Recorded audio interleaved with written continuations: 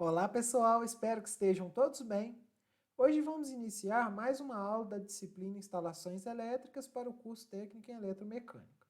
Nosso objetivo hoje é discutir um pouco sobre o projeto de instalações elétricas. Dentre os tópicos abordados aqui, teremos um pouquinho sobre o conceito de projetos, vamos falar um pouquinho da dimensão ética e profissional do trabalho do projetista e um pouquinho sobre o projeto de instalações elétricas. Sem mais delongas, vamos nessa. Quanto ao conceito de projeto, pessoal, quando a gente projeta alguma coisa, né, num sentido aí mais geral, né, a gente está tentando apresentar uma solução, né, que ela vai ser implementada para resolver um determinado problema. E nós, como projetistas, a gente sempre busca, né, visar atender uma necessidade, ou então um resultado, ou um objetivo, né. No caso de instalações elétricas, a gente está mediando dois estados, né. Nós temos a energia elétrica, que está na rede de distribuição, e nós temos, né, a casa do consumidor. E a gente faz um projeto de forma que exista um ramal de entrada que faça a conexão e faça com que a energia elétrica chegue na casa do nosso cliente. Quando a gente fala de projetos, pessoal, a gente sempre tem que lidar muito com decisões, tá? Principalmente em relação às soluções que a gente vai adotar.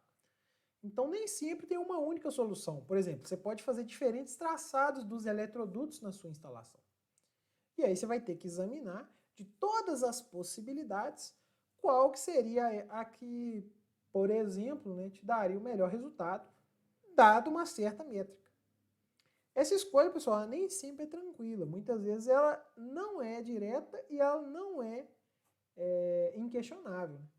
Então, por exemplo, né, se a gente faz um determinado traçado dos eletrodutos, né, pode ser que facilite, por exemplo, no posicionamento do quadro de distribuição, né, ele fique numa parte bastante interessante ali da instalação, mas pode ser que você gaste um pouco mais com cabeamento, né, porque, por exemplo, determinados cabos eles ficam mais longos, né. Então, não tem jeito, a gente sempre vai lidar com aspectos contraditórios, tá? E a gente sempre tem que pensar em algumas questões importantes, pessoal, né? Todas essas questões elas têm que passar pelo julgamento pessoal do projetista. A gente tem que ter um atendimento indispensável às normas técnicas, né? E também a segurança da instalação e dos indivíduos, né? Essas decisões também elas têm que ser operacionais e racionais, né? E também podem ser direcionadas por questões econômicas, tá? Mas nunca esqueçam das normas técnicas, pessoal. Colocar uma tomada só num cômodo é mais barato do que colocar 5.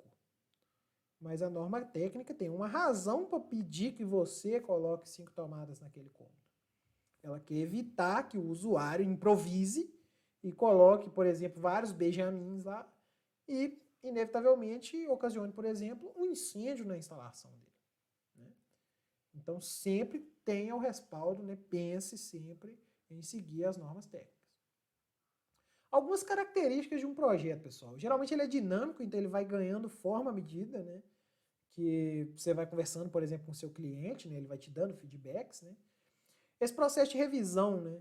O mais importante dele é ser analisado e revisado, né? Mas sempre com o respaldo das normas técnicas, né? É muito legal quando a gente consegue alterar as coisas na etapa de projeto, porque quando a gente vai alterar na execução, isso sempre envolve retrabalho. Então tem custos associados. Um projeto também tem um cronograma. Então, geralmente, quando você vai entregar lá, você vai falar, eu consigo fazer isso aqui para você em um mês, né? E uma questão que a gente sempre sofre é que quando tem alterações no projeto, isso pode afetar o cronograma, né? Então, é sempre uma questão que a gente tem que correr atrás, né? Ok. E uma questão importante é que o projeto ele deve ser implantado como concebido.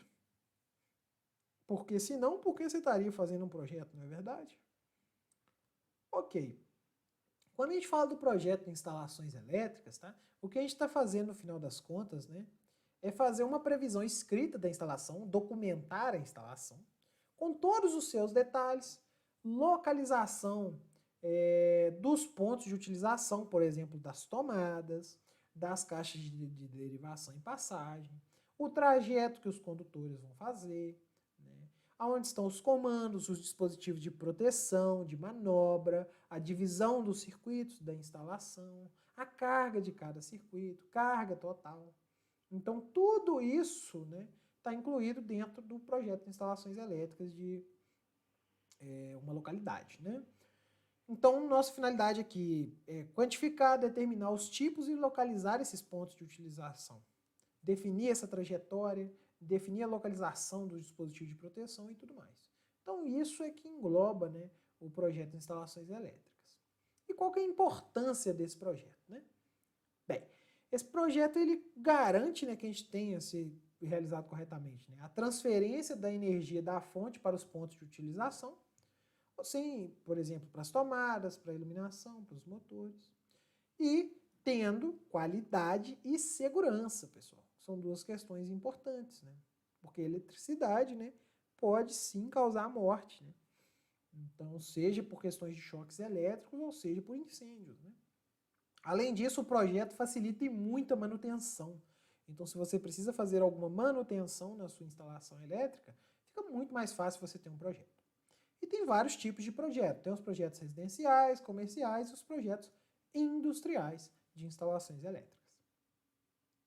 Bem, vamos falar um pouquinho da dimensão ética e profissional de vocês, futuros projetistas, né? Bem, pessoal, no desempenho das tarefas de vocês, né, vocês vão assumir uma atitude aí que deve ser, né, profissional e ética, tá? Porque, querendo ou não, vocês são um especialista. E vocês muitas vezes vão estar vendendo um serviço para uma pessoa que é leiga. Tá bom?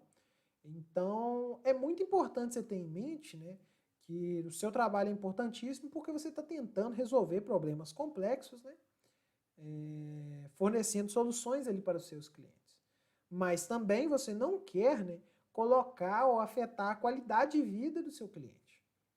Né? Então, sempre a gente tem que ter isso em mente. Né? Nós somos pessoas que estão fazendo serviço para pessoas. Né? Então, a gente deve sim seguir, ter todo o respaldo das normas técnicas, fazer tudo na norma, exatamente para que a gente não corra o risco, né, de que pessoas que estão usufruindo de produtos ou instalações elétricas que nós desenvolvemos corram algum risco, não é verdade? Então, pessoal, um bom projetista, né, ele tem algumas características aí que eu cito aqui como importantes, né?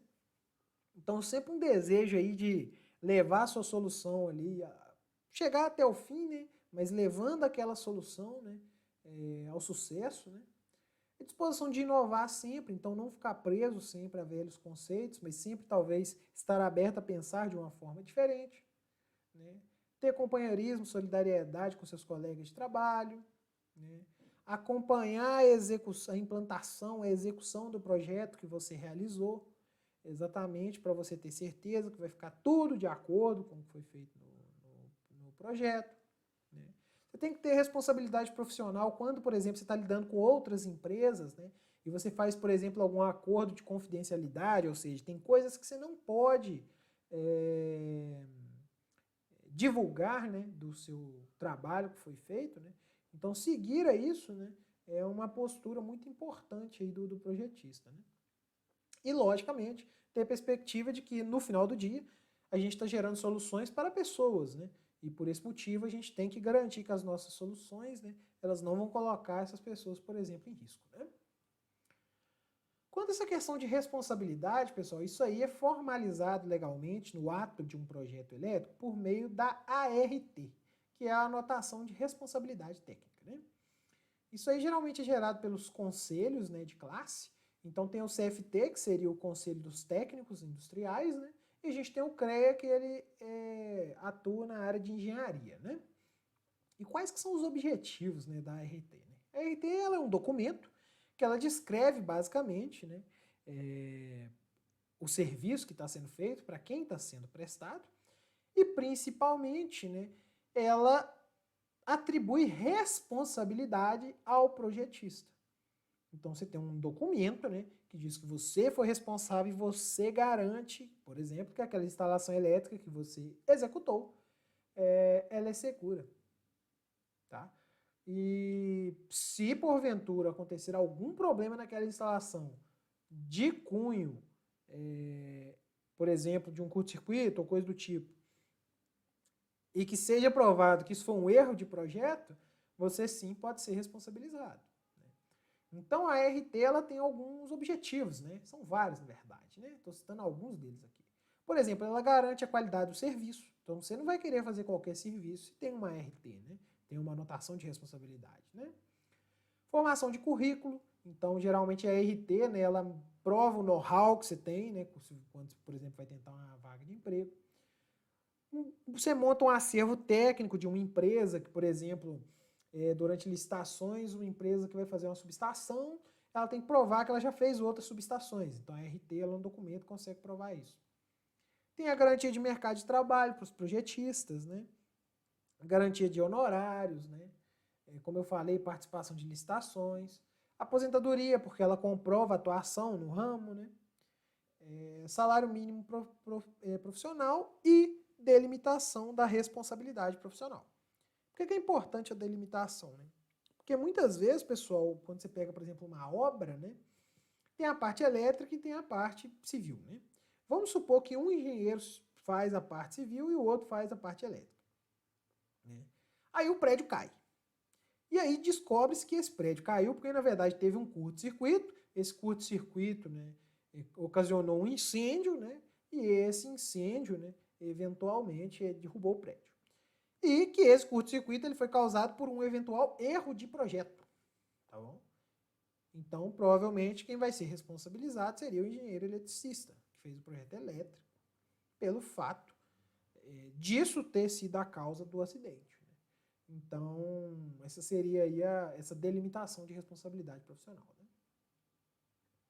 Quanto à responsabilidade, pessoal, eu queria chamar a atenção de vocês para algumas notícias aqui. Ó. Então, são várias notícias falando, por exemplo, do aumento, né, do número de incêndios, tá, causados por sobrecarga. Né? Então, o pessoal falando para tomar cuidado com a gambiarra, né, falando dos benjamins e das extensões que estão mais da metade das casas brasileiras, né, que as mortes causadas por incêndios, né, que se originaram de sobrecarga ou curto-circuito, quase dobraram. Né? Então, isso aqui são informações alarmantes, né, que chamam a nossa atenção. Né? Tem pessoas que estão trabalhando aí que elas realmente não têm responsabilidade. Né? E um exemplo que me deixou pessoalmente muito triste, né, foi, por exemplo, aquele incêndio que aconteceu, se não me engano, em 2018, no Museu Nacional, lá no Rio de Janeiro.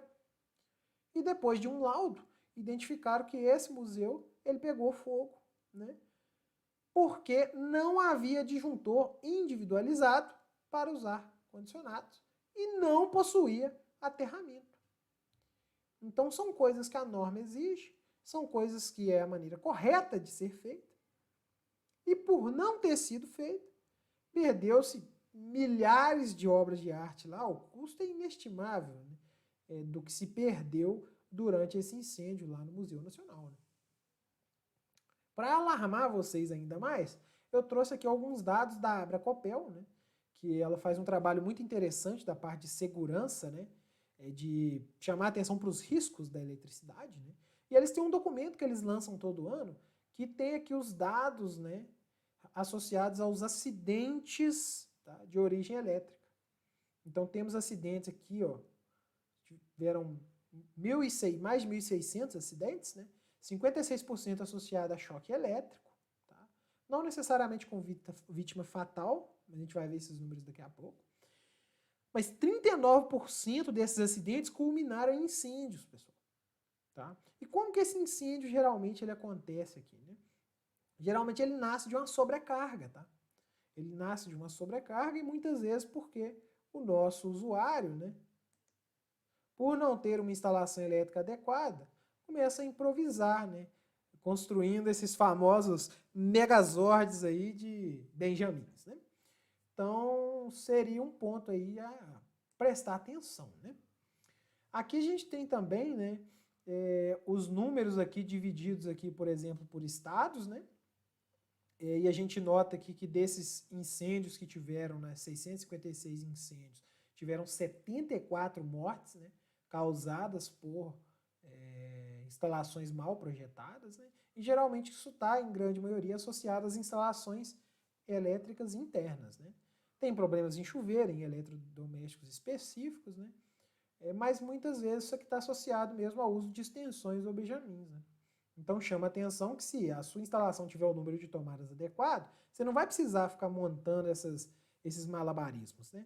O usuário não vai precisar usar a criatividade dele, né? Porque é aí aonde mora o perigo. Né? Ok.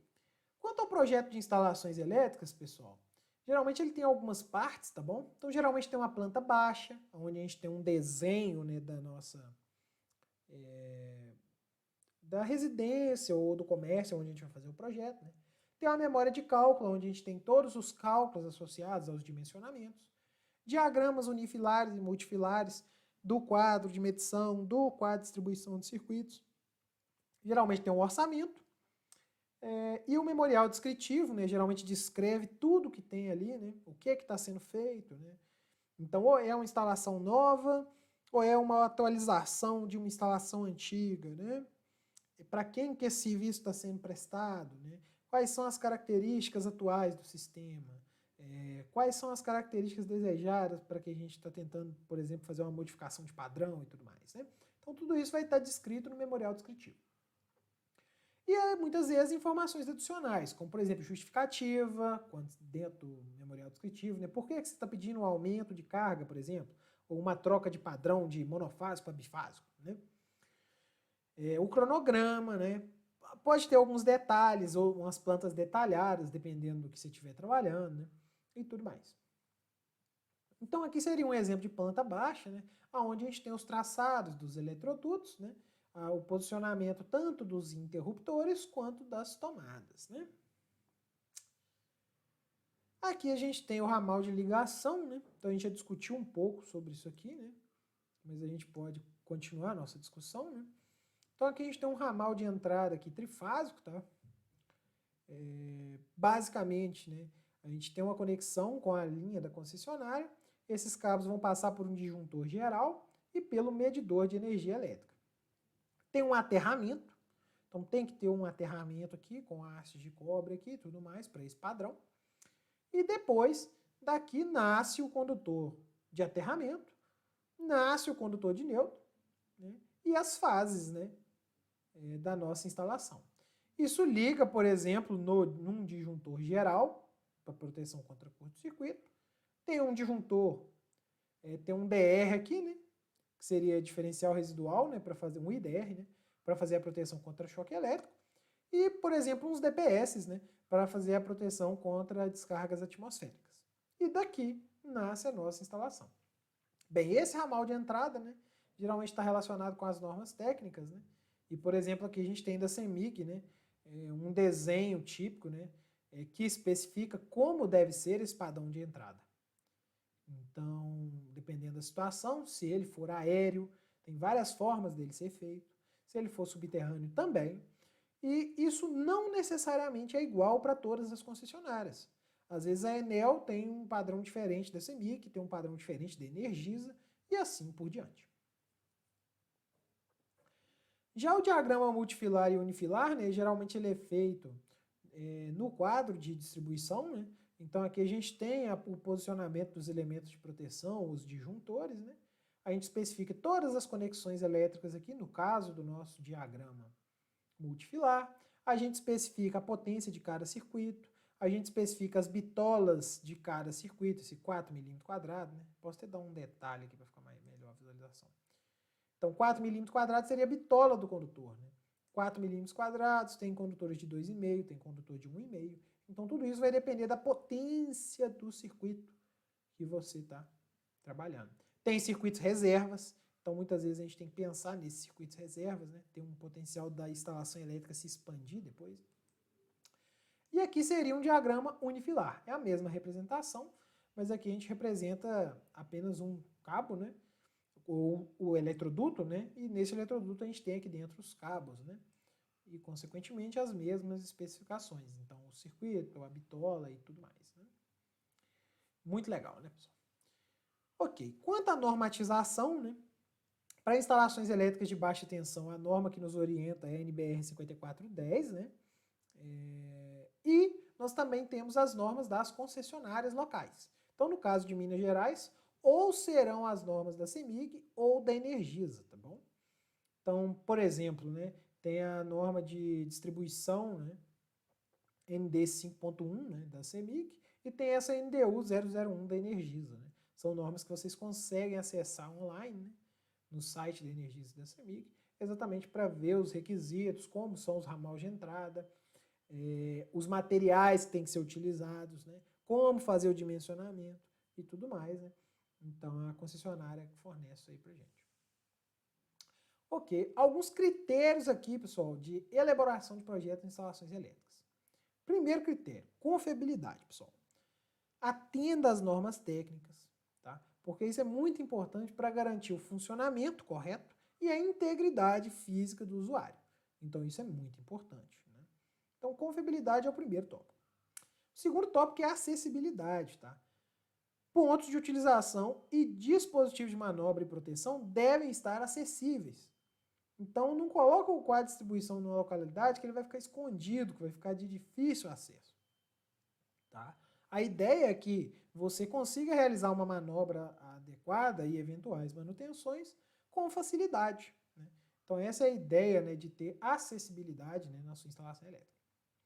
Também flexibilidade. Então, é importante que a sua instalação elétrica tenha reserva de carga, para prever eventuais acréscimos de cargas futuras. Né? E que você tenha flexibilidade para pequenas alterações. Vou dar um exemplo simples para vocês, pessoal. O chuveiro elétrico, né? Então, o chuveiro elétrico, né, se a gente pegar esses modelos antigos, eles evoluíram muito. E hoje a gente tem, por exemplo, chuveiros eletrônicos. E a potência dos chuveiros eletrônicos ela é bem maior do que os chuveiros convencionais, tá bom? Por esse motivo, né? Se a gente não tiver uma instalação adequada, né, para poder comportar esta potência aí, você pode até correr risco, né, se você fazer a instalação desse chuveiro de altíssima potência na instalação. Né? Então tem que prestar atenção nessas questões, né? E ter esses circuitos reserva, né? Ele cria muita flexibilidade, viu? Então é interessante ter essa possibilidade na sua instalação elétrica. Quanto a um fluxograma aqui então, né, de elaboração do projeto, né? Geralmente isso começa com a solicitação do cliente, você faz os contatos preliminares, faz um anteprojeto, que vai ser aprovado ou não pelo cliente. Então tem uma primeira etapa de feedback aqui com o seu cliente, discutindo aqui as características do projeto, se agrada a ele, se está tudo certo, tudo bem. E esse anteprojeto, né, já tem que ser pensado para que quando chegue na fase de projeto, a gente já atenda às normas técnicas. Esse projeto, então, vai ser aprovado pelo cliente e então a gente entra em contato com a concessionária. Se tiver tudo ok, a concessionária vai fazer o serviço de ligação do seu sistema. Caso contrário, você tem que fazer uma revisão do seu projeto para, então, que a concessionária aprove, né, e faça a conexão. Então, isso não serve só para, por exemplo, instalações residenciais, por exemplo, padrão, né, mas também, por exemplo, para sistemas fotovoltaicos. Né. Geralmente é um fluxograma similar quando você faz o dimensionamento desse sistema. E quais que são as etapas, pessoal, de um projeto de instalações elétricas? A gente geralmente tem que fazer uma análise do projeto arquitetônico, tá?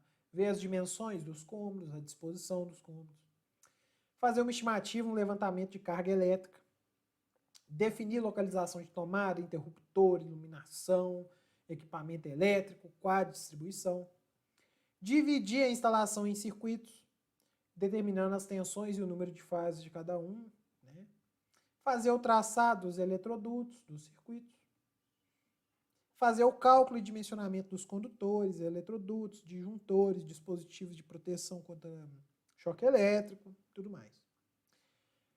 Um sistema de analisar, né, fazer um projeto de um sistema de proteção contra descargas atmosféricas e apresentar, né, a sua instalação elétrica final por meio de um diagrama unifilar. Então isso aqui são geralmente as etapas que estão dentro, né, de um projeto elétrico. Uma nota importante, né, é que esse projeto é muito importante que ele seja elaborado junto com outros projetos. Então, os engenheiros eles têm que conversar, entendeu? Quando vai realizar isso. Exatamente para evitar algumas aberrações como essas aqui mostradas, né? Isso aqui mostra claramente um projeto que ele não foi bem pensado, né? Então, por esse motivo, né, é importante ter esse diálogo, né, para garantir que a gente tenha um projeto, né, otimizado, que seja realizado no cronograma e com custo e tempo aí reduzido. Né? Ok. Agora vamos falar um pouquinho da origem das falhas comuns em instalações elétricas, tá? Então, quais são os problemas que geralmente tem nas instalações elétricas? Visto que as concessionárias geralmente não exigem projeto de instalações residenciais aí de baixa tensão. Então, o primeiro problema é a ausência de aterramento ou aterramento inadequado. Então, isso aí gera muito choque elétrico, as pessoas tomam muito choque elétrico por esse motivo. Utilização de materiais que não atendem às normas. Então, às vezes, você vai usar um cabo que é muito mais barato, mas ele propaga chama. Não pode. Perigosíssimo. Durante a execução, você tem emendas ou conexões mal feitas, ou até mesmo emendas dentro dos eletrodutos, que é extremamente proibido e perigoso, né? Prever as tomadas em quantidade insuficiente. Eu acho que essa aí, para mim, seria uma das grandes causas, tá? Porque como muitas instalações não têm tomadas suficientes, ou o padrão de tomada é antigo e tudo mais, o usuário ele começa a inventar algumas coisas, entendeu?